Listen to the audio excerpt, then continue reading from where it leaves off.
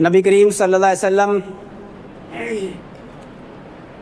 جب لباس پہنتے تھے تو دائیں آستین پہلے پہنتے تھے، اور جب اتارتے تھے تو بائیں آستین پہلے اتارتے تھے۔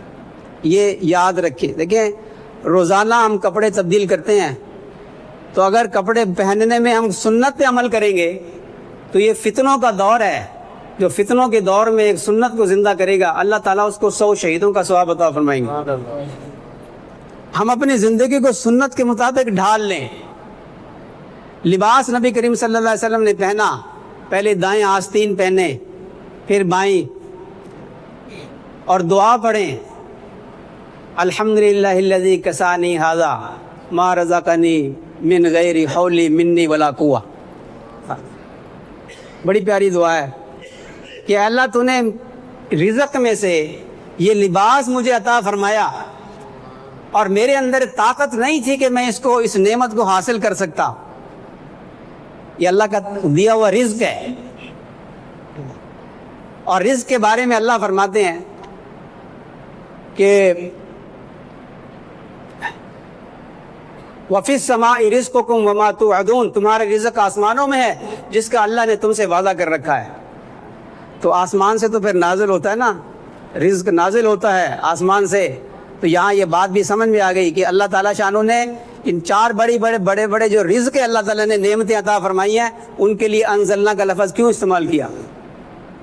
یا بنی آدم قد انزلنا علیکم لباسا، کہ اے بنی آدم تمہارے لیے ہم نے آسمان سے رزق نازل کیا ہے، یہ لباس نازل کیا ہے، یہ رزق ہے۔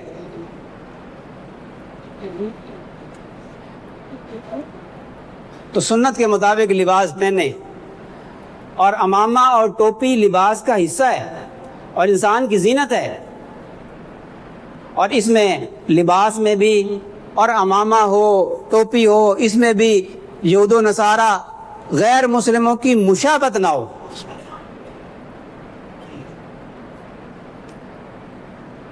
جو عیسائی ہیں، عیسائی اس زمانے میں عمامہ باندھتے تھے بغیر ٹوپی کے، تو نبی کریم صلی اللہ علیہ وسلم نے فرمایا کہ تم ٹوپی کے اوپر عمامہ باندھو۔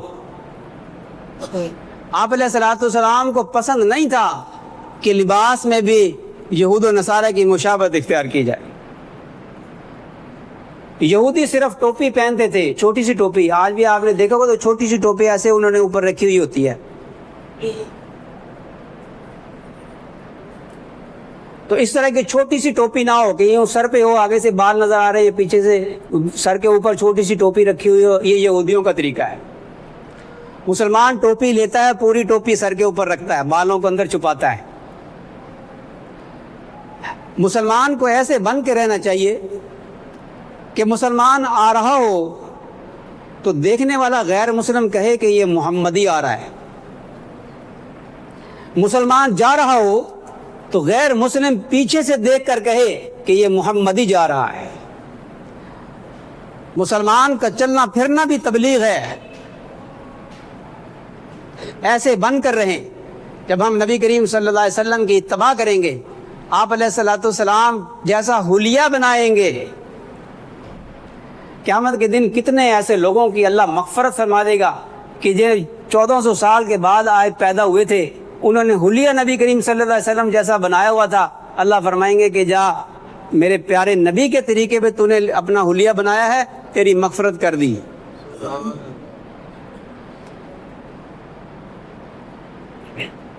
یہ اس حلیہ کو معمولی نہ سمجھیں، یہ ہماری ثقافت کا، اسلامی ثقافت کا حصہ ہے۔ اور دنیا میں ایک نظر ڈال کر آپ دیکھیں کہ وہ کون سا خطہ ہے کہ جس کے رہنے والے، جنہوں نے اپنی اسلامی ثقافت کو چھوڑا نہیں ہے، ترک نہیں کیا، نمازیوں کی پرسنٹیج بھی اس ملک میں زیادہ ہے،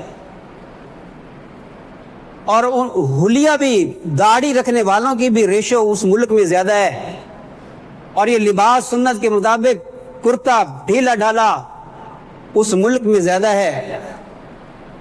عمامہ وہ باندھتے ہیں، کندھے پر رومال رکھتے ہیں۔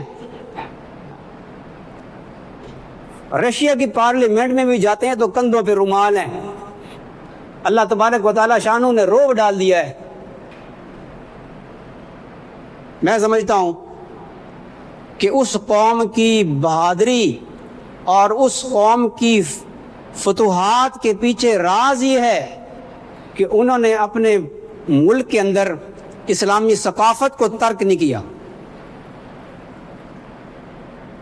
اللہ نے اسی کا لحاظ رکھتے ہوئے کہ انہوں نے حلیہ میرے نبی کا بنایا ہے، ہر دور کے اندر دشمن کو شکست دی ہے۔ برطانیہ آیا، ساری فوج کی لاشوں کو اٹھا کر لے کر گیا، صرف ایک ڈاکٹر بچا۔ پھر رشیا آیا، 10 سال مار کھائی رشیا نے۔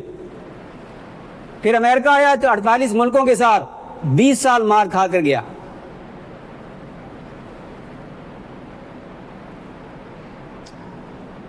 میں جب غور کرتا ہوں تو مجھے ایک بات سمجھ میں آتی ہے، نماز کو نہیں چھوڑتے، نمبر 2 اپنی ثقافت کو نہیں چھوڑتے، اللہ تعالیٰ نے ان کا روب دنیا پر ڈال دیا۔ یہ حلیہ ہو، بادشاہ کے دربار میں بھی جائیں تو حدیث میں آتا ہے ہاتھ میں عصا ہو، سر پہ امامہ ہو، کرتا جبہ پہنا ہوا ہو، بادشاہ کے دربار میں جائے تو بادشاہ بھی گھبرا جائے۔ اللہ نے اس سنت کے اندر اتنا روب رکھا ہے۔ ہم کیوں غیر سے مرعوب ہوتے ہیں؟ اب اپنے نبی کی سنتوں سے کیوں نہیں متاثر ہوتے؟ میں تو اپنے اس دکھ کا اظہار کرتا ہوں۔